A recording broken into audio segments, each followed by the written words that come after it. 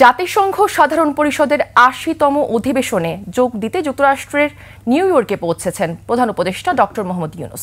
প্রধান উপদেষ্টার সফর সঙ্গীদের মধ্যে ৩ রাজনৈতিক দলের প্রতিনিধিরা রয়েছেন।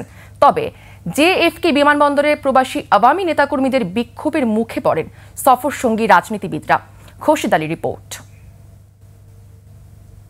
জাতিসংঘ সাধারণ পরিষদের অধিবেশনে যোগ দিতে প্রধান উপদেষ্টা ডক্টর মোহাম্মদ ইউনূস ও তার সফরসঙ্গীরা যুক্তরাষ্ট্রের নিউ ইয়র্কে পৌঁছান। সেখানের স্থানীয় সময় সোমবার বেলা ৩টায়।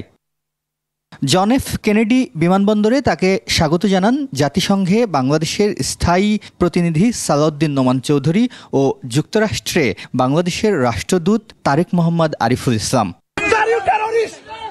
তবে রাষ্ট্রীয় নিরাপত্তায় প্রধান উপদেষ্টা বিমানবন্দর থেকে বের হয়ে যাওয়ার পর তার সফরসঙ্গী বিএনপি মহাসচিব মির্জা ফখরুল ইসলাম আলমগীর ও এনসিপি নেতা আক্তার হোসেন এবং ডাক্তার তাসনিম জিয়ারা আওয়ামী নেতাকর্মীদের বিক্ষোভের মুখে পড়েন।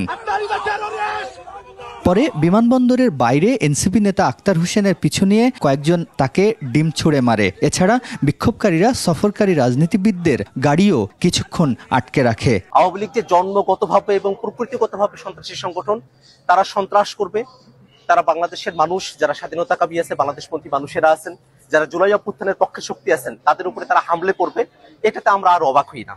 ২৬ সেপ্টেম্বর জাতিসংঘের সাধারণ পরিষদের অধিবেশনে ভাষণ দেবেন প্রধান উপদেষ্টা ডক্টর মোহাম্মদ ইউনূস। এছাড়া জাতিসংঘ সভাপতি ও মার্কিন প্রেসিডেন্ট ডোনাল্ড ট্রাম্পের সংবর্ধনা অনুষ্ঠান সহ বেশ কিছু গুরুত্বপূর্ণ দ্বিপাক্ষীয় বৈঠকে অংশ নেয়ার কথা রয়েছে। খোরশেদ আলী, ২১ টেলিভিশন, ঢাকা।